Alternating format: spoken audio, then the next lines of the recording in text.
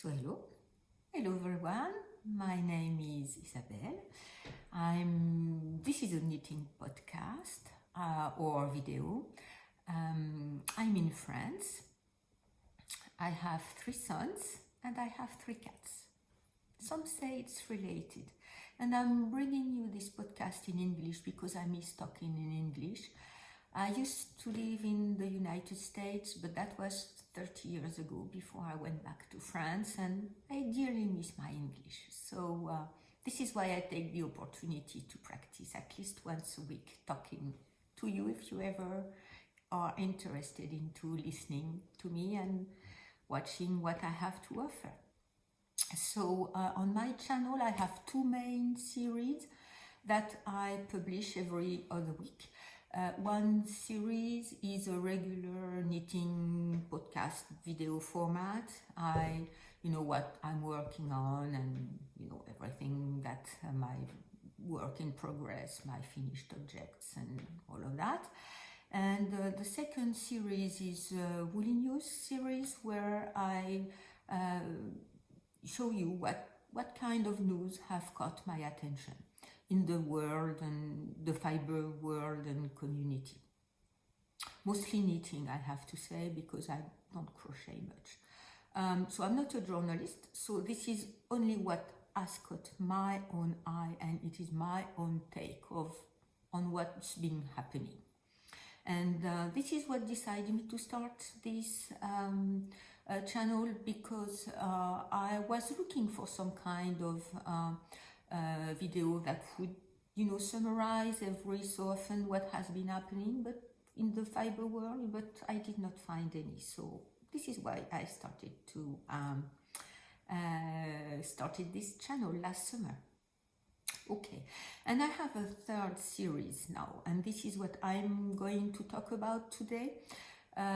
This is a series about my yarn no by year. I will place the cards up there on one side. I think it's on this side, but I may be mistaken. Maybe it's on that side. My 2 previous videos about my yarn no by year. One with kind of a video where I summarized and I did a sort of an inventory of my stashed yarn and why I wanted to have this kind of project for next year, for the year. And the second was my own guidelines so that I think this project can be successful. So it's a January check-in video. We are on the last day of January. There is a bit of sun this morning before I go working. So so I decided to prop up everything and start filming. So if this sounds good to you, please stay tuned. Okay, so you may recall I have decided to embark on a year-long project of no buying yarn and knitting my own stash. And this was mainly, the trigger was one last big buy at the end of November, and right after I had made that, I had placed yarn in my cart and bought it. Right away I regretted not the yarn, it's beautiful, but I regretted buying this yarn. And so I sort of decided almost right away in the early days of December I was going to go on a no buy for yarn. It took me a bit of time to write down my guidelines and my thoughts and gather all my thoughts. And most of all, I want this project to be successful. So I need to have guidelines that I can stay safely within these borders, within these guidelines, and finish this year with a success. So I could have started already in December, but the time to write down and everything It was already mid-December, so I decided to start January 1st. So this is going to be a January check-in because I'm filming this on the last day of January 2022. It's not a New Year resolution, even though I kind of, hoped on that trend. I've never made any New Year resolution. For me, it's not for me. It's not my kind of things. I don't decide things at the beginning of the year. I'm too afraid of not succeeding and be frustrated. So, and I don't need more frustration than I already have. So I'm not adding more frustration to my life by deciding or, having good resolutions that I forget a few weeks or a few days or a few months later. So this is sort of a New Year resolution. It's a first for me. It's a first to decide to go on a no-buy for something. So I've watched quite a few channels, and this is why I wrote guidelines, because I think it's going to be helpful as much as it did help other people who succeeded in their own no-buy. Not for yarn. I have never... if you know channels that go for no-buy years for yarn, please let me know down below, because I watched, maybe I tried to search for that, and I have some kind of watch on that, but I did not find any. So if you know of some channels who do that, please let me know in the comments down below. First months. How has this first month been? Did I have any temptations? Yes, I had temptations. The first temptation, and it caught me by surprise, and I think that the most important thing into this kind of project is not to be surprised, because this is when you are surprised that you kind of feel off balanced, and that the possibility of not completing your project will lay. So it caught me by surprise. It's when Stephen, the only one thing that really tempted me was Stephen West's new book, Painting Shawls. I already have many of his books, and I like he offers also ebooks and PDFs of his patterns with a code, a download code, because I can print that at a bigger size, and it's easier on my almost 60 years old eyes. But I did really want it. This book as soon as I saw it. It's Painting Shawls. Do I have any project for any of these shawls issued? No, I just wanted the book. I just wanted to have it in a collection with all the other books I have from him. And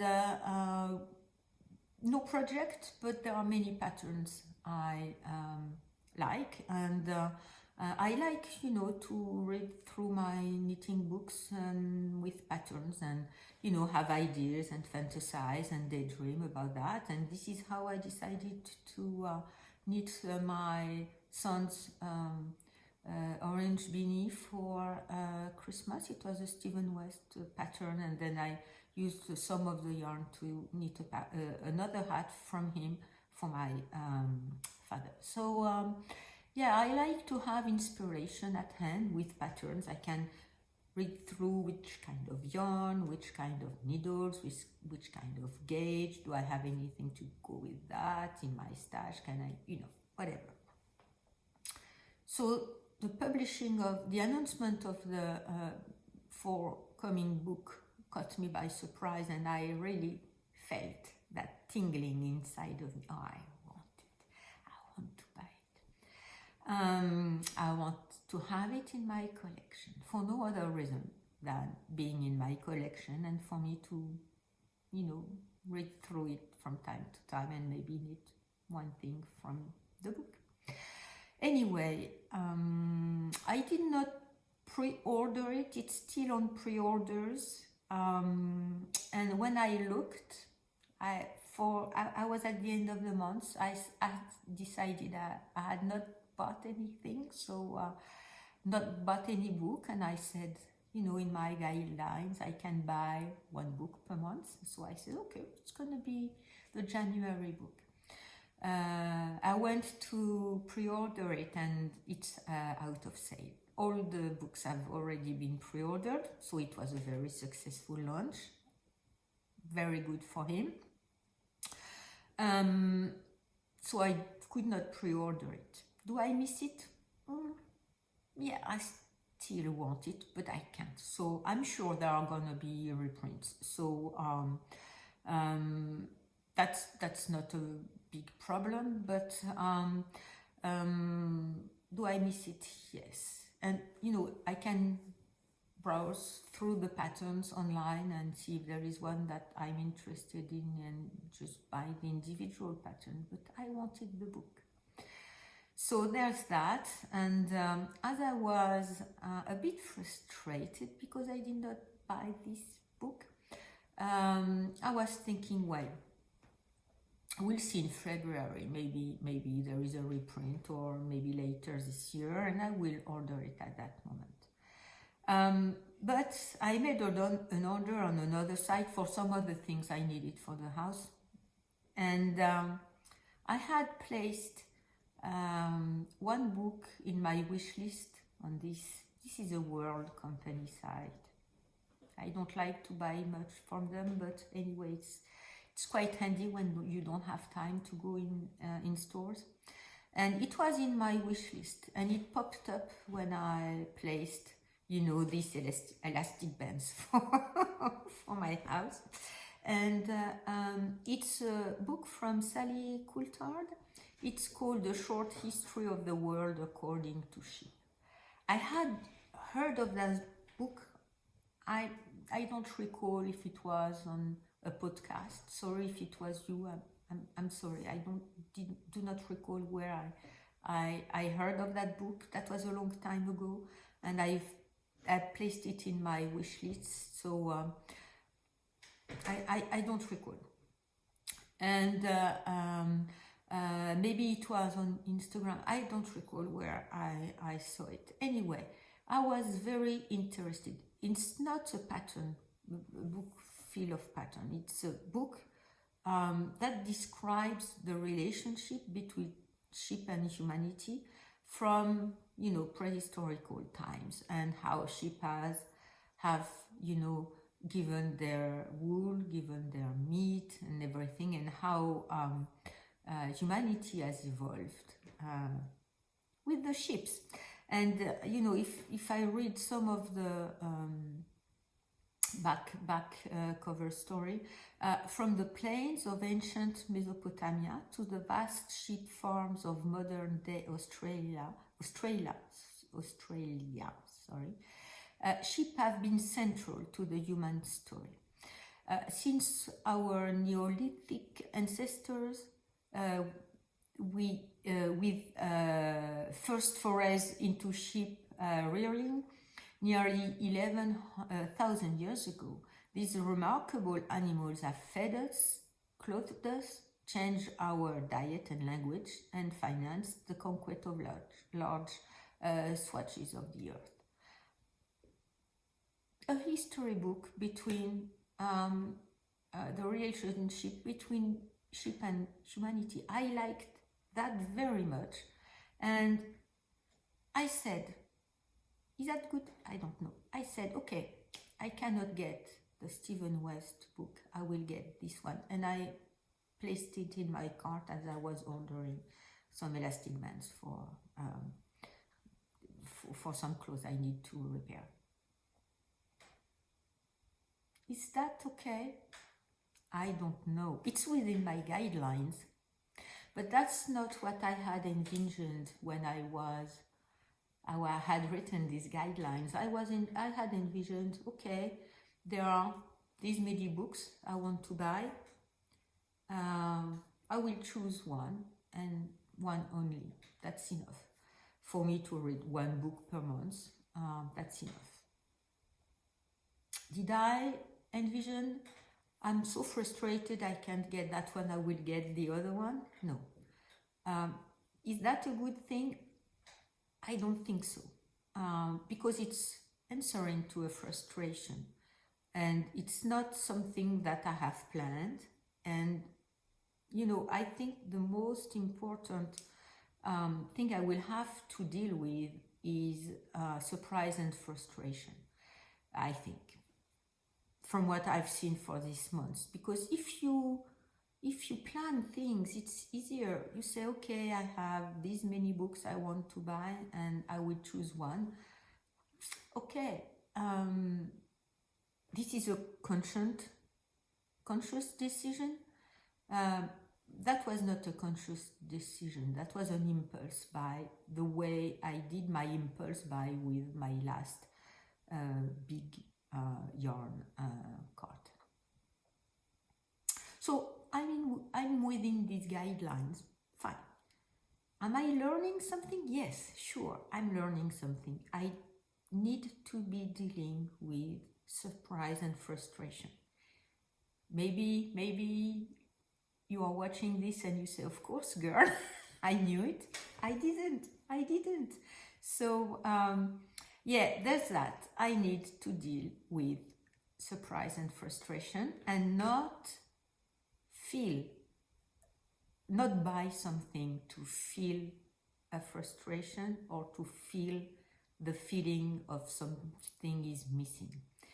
And I think that's the baseline of why I decided I was going to go on this adventure.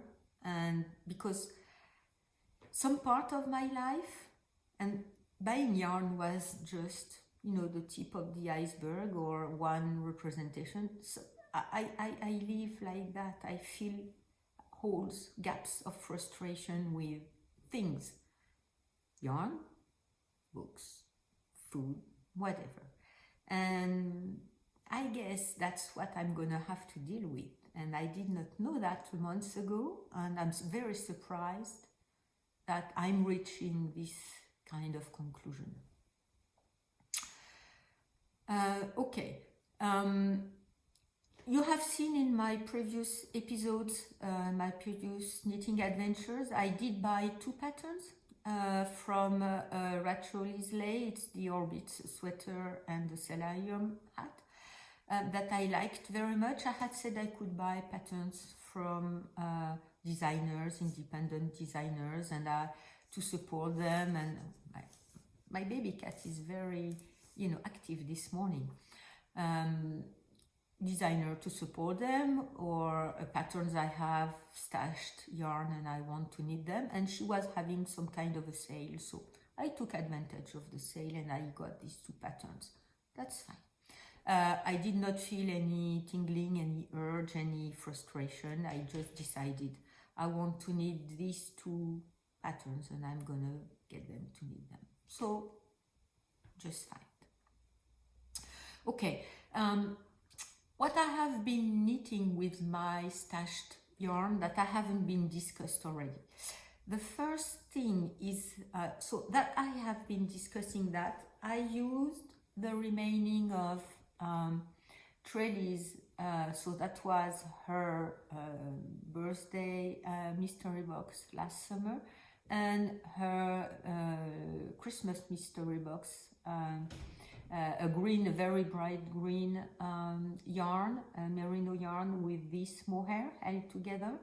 So I had leftovers from her mystery box from this summer. So at this point I switched to the pink mohair with the green yarn, and here I went back to the pinkish,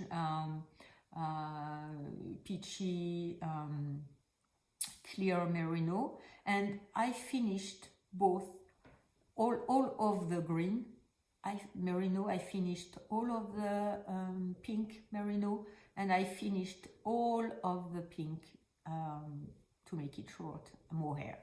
This is what I have left from the greeny, browny, yellowy mohair from the Christmas mystery box. So I'm gonna put that on hold. I still have my needles on them. I will put it on hold, and I will wait for some other leftover from trellis. I have a deep end colorway that I want to knit into Sleep Extravaganza shawl.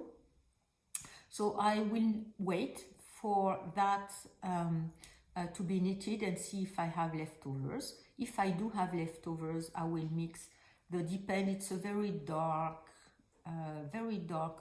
browny gray that I will mix with this mohair, and I will finish the caul, and I will have a caul with only trellis yarn, very soft.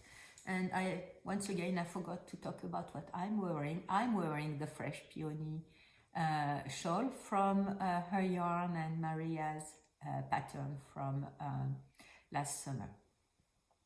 And I'm wearing almost every day I go to work. It's very cold, and I'm very cold around my neck, and I really love this shawl because it can be either, you know, spread out, or it can be all, you know, tucked in and very warm here, and it's keeping me very warm. Okay, so there's that. I've completely knitted this part of my stash. It's a very small part, it is, yes, but I've completely knitted that. So what did I do next? And you haven't seen it yet. We'll talk about it next week whenever I talk about my knitting adventure, because I think this week is gonna be a Woolly News series. So I wanted to cast on another sweater, but as you know, Marie-Amélie Designs have stopped designing, and I had decided that with this very clear, bright blue, royal blue yarn I have from the Pyrenees, and you know, it's a mohair, but it's not combed the way the other mohair is, so that the fluff is going out. It's very dry, and it's very good for color work because it has a very good stitch definition. And I had knitted a sweater with that, but as soon as I finished the sweater, I had no pattern. I knitted, you know, like that. I did not like the raglan, it was too deep, and anyway, so I unraveled it. I ripped it out, and the yarn had been waiting for about maybe two or 3 years.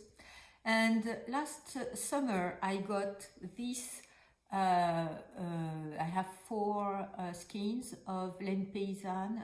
Had a project with Haul, which is a concept store in Paris, and they are dyeing yarn, and they were dyeing with plant-based dyes. And I got this kind of, I think it's quite true to color. It's between, it's an ochre, a bit yellow, golden ochre. They call it brun doré, it's called golden brown, but it doesn't look brown to me, it looks more yellow to me.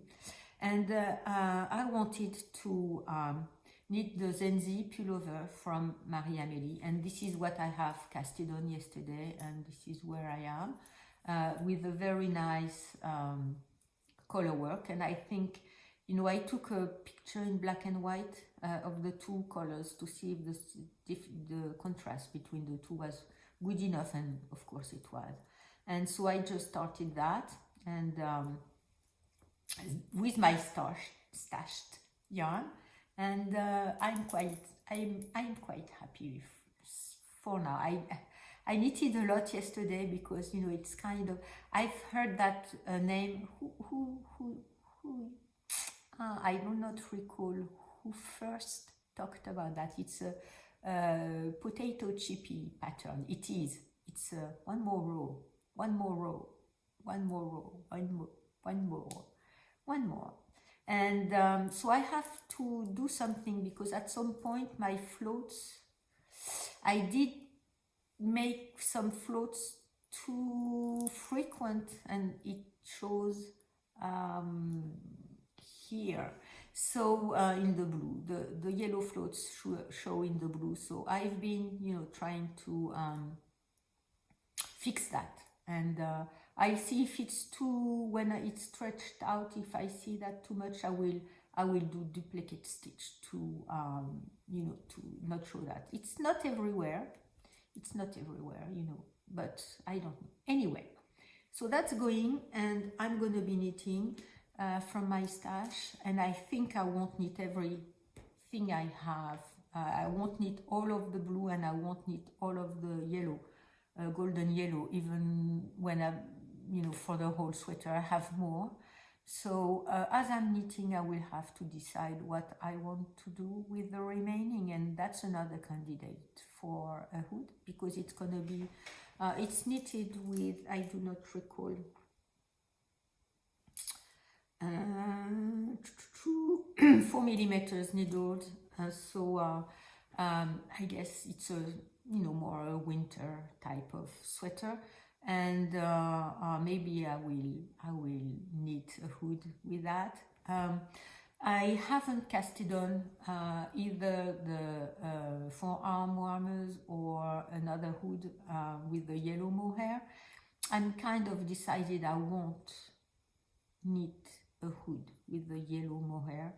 I'd rather knit the forearms warmers and continue with my idea, because I like this idea of using the sari silk yarn with the yellow mohair, and maybe I knit a slipover or a vest, so, or short sleeves or very small sleeves, but a sweater type of body. So with color work, and I need to find a pattern. I have many books. I will even for stitch patterns or color patterns, so I will have a look at these books and maybe find something I like, a pattern I like. But I'm kind of almost all decided I will knit a vest or a slipover and no sleeves, so a sweater without any sleeves. And I'm even thinking about using the Lawrenson sweater pattern for the body, because I like it very much. I like the construction, and maybe add just ribbing or short sleeves, and find a stitch pattern for that. Okay. So if I want to summarize, I did spend with the book and the two patterns €22 and 65 cents this month. Good. Of course, I'm living and I'm buying other things. I'm buying food and everything. But as I said, I try to expand that no-buy idea to other parts of my life. I did not buy shoes or clothes or bags. I love bags. I love shoes. I haven't bought any in a long time.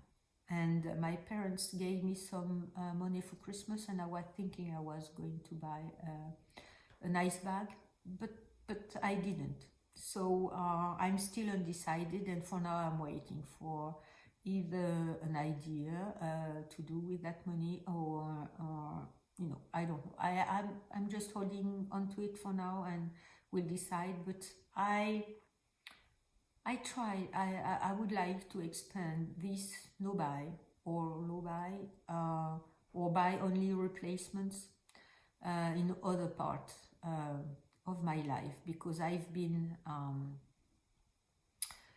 I think I've been living for a long time with more money than what I have now. When I was a vice president, the salary was different, so and I still haven't adjusted, even though it's a year ago. And I'm still supporting my sons. Two of them are less and less. I need less and less to support them.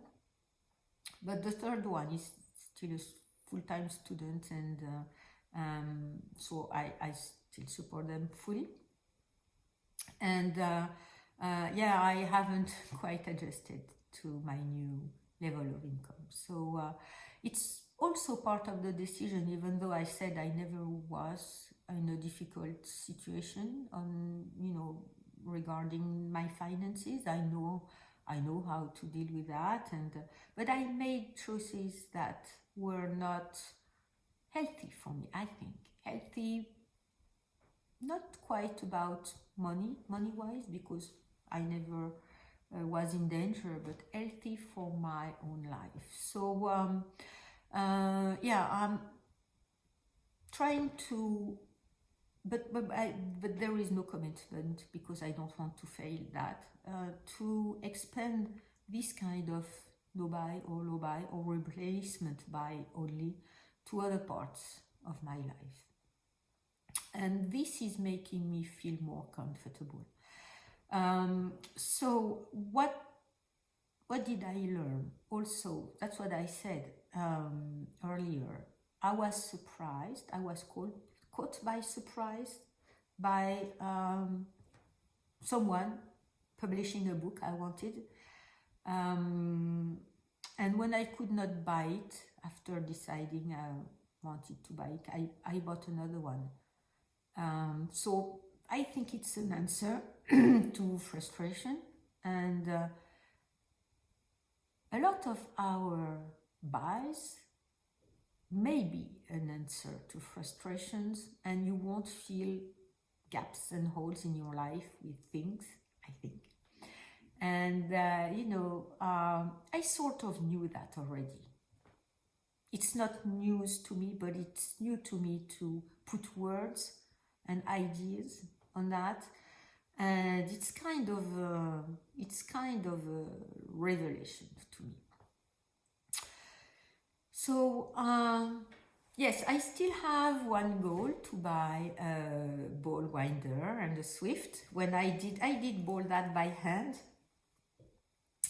I'm quite happy with what I did, but my wrists and my fingers would be happier with a nice wooden ball winder and Swift.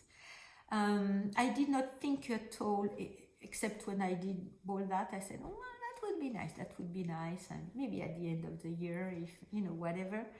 I also was thinking maybe I could buy that with my parents' money for Christmas. That would be good. So I looked around a bit. I looked on Etsy, shops in Europe. There are shops in Russia, and I do not recall another Eastern Europe country, or at the eastern part of the European continent. One in Russia and another one, I'm sorry, I do not recall. They were having very, very nice wooden ball winders and Swifts, and what my parents gave me would be enough to buy both. So I don't know, maybe it could be what I'm gonna be deciding to do with that money, even though I had said I will see at the end of the year if my no-buy year is successful, and with all the money I would have saved, I could buy that. I was not expecting them to give me anything for Christmas. They usually do. Some years they haven't. So it was a nice surprise, and I've been holding on to that. So we'll see what I do.